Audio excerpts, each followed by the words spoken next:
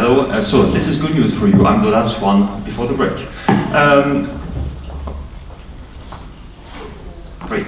I'm not a surgeon. I come from another world, another dimension. On the left part is my office. It's my desk where I work. On the right part, I guess you know better than I do. So these two jobs, these two things looks like really different, but we do the same thing. We manage workload, time pressure, work under time pressure. We have life at risks and so on. And now, with a robot, we work together with technology. I have to fly an aircraft and you have to control a robot. That's the same thing. Facing this, realizing this, we have created a company called Study Institute, and we are located just 3 hours from here in France, in Nancy city. Facing our challenge was this kind of recommendation that we have in the French National Health Authority, never the first time on a patient. So we have developed 3 kinds of programs for this, for special training in robotic surgery. And these programs are more or less similar to what we do when we teach young pilots to fly a jet. 3 kinds of programs. First one is, sorry, I don't have any slides to present precisely these programs, but anyway, 3 kinds of programs. One is a 5 days basic course leading to a diploma in robotic surgery. Day 1, people arrive, some of them have never touched or even seen a robot, but they want to start from ground zero.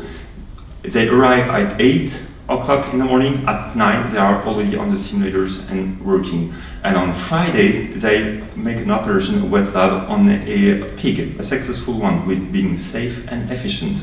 So that's the first program. Second one are advanced workshops, and we have developed with Philippe Livorno from Strasbourg, the next lecturer just after me, a special program dedicated for learning robotic surgery. That's a between 3 to 5 days course. On Monday, day 1, simulator plus a dry lab, working on anastomosist on noodles. Day 2 and 3, wet lab, cadaver lab, so working with pigs and cadavers. And day 4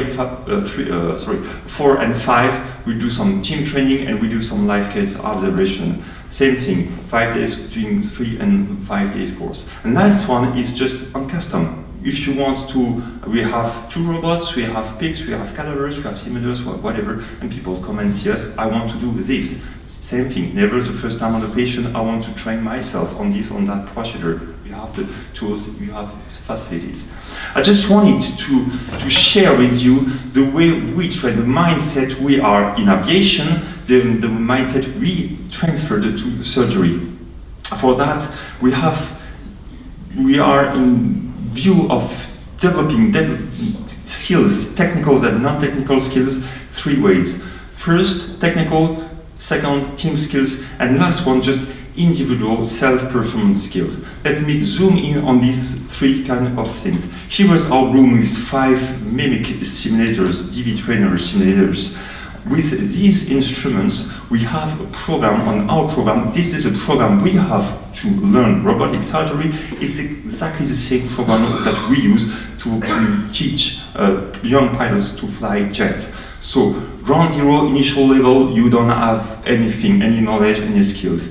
First step is e-learning. We have people coming from all around the world. Tomorrow you will see one of students of last session, Dr. Marco Faria Correa from Singapore.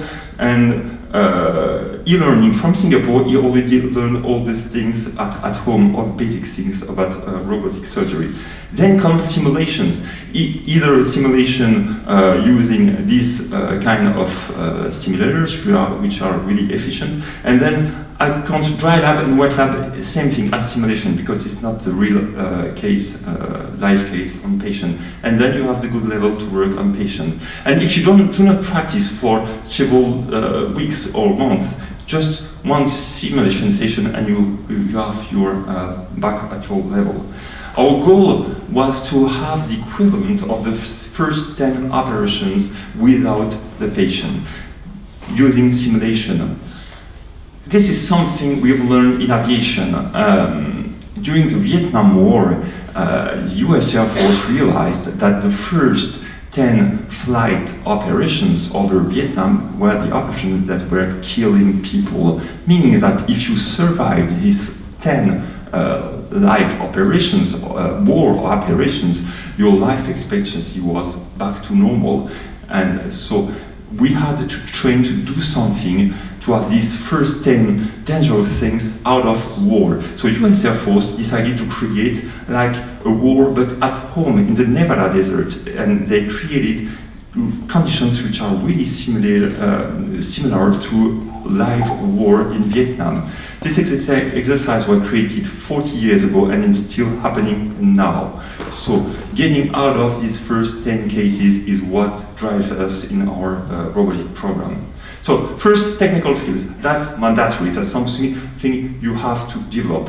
Second kind of skills are the team skills. Here you can see a DV trainer simulator on the left with the console, and on the right is the assistant simulating the work directly with the patient.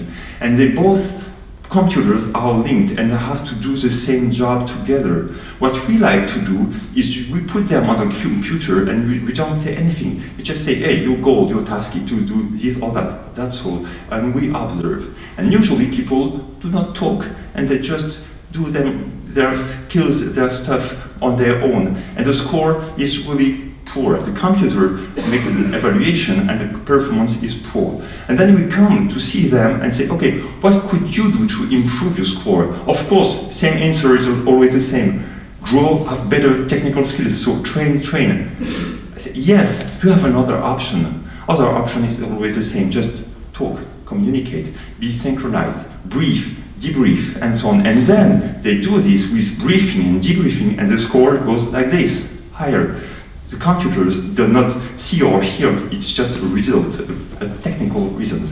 So the improvement of their skills, being cooperation, leadership, decision making, and so on, is always the same thing. Each time we have some students, we always see some good improvement with team skills.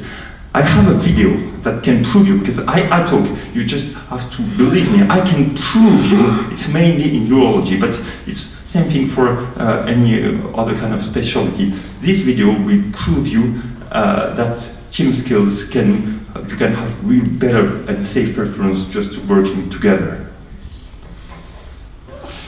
This is what we call teamwork. So last one, I've talked about technical skills, non-technical skills. Last one is what we call individual skills. How can I be better before doing something? And we have some what we call resource optimization methods that we use in aviation. It's the French Air Force. And each time we have difficult flight, something difficult to do, technically difficult, something that is not natural. We were not born in an aircraft.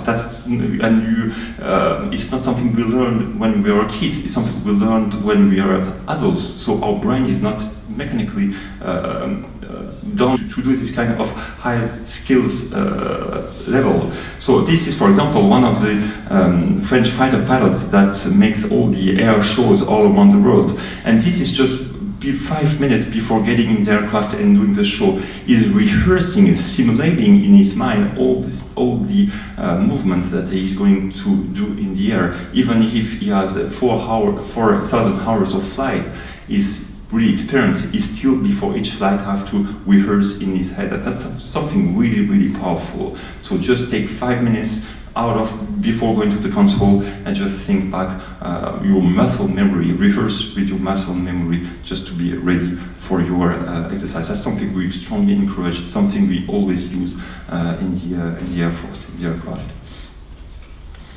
Okay, of course, I couldn't resist to have a link in between aviation and robotic surgery, so far.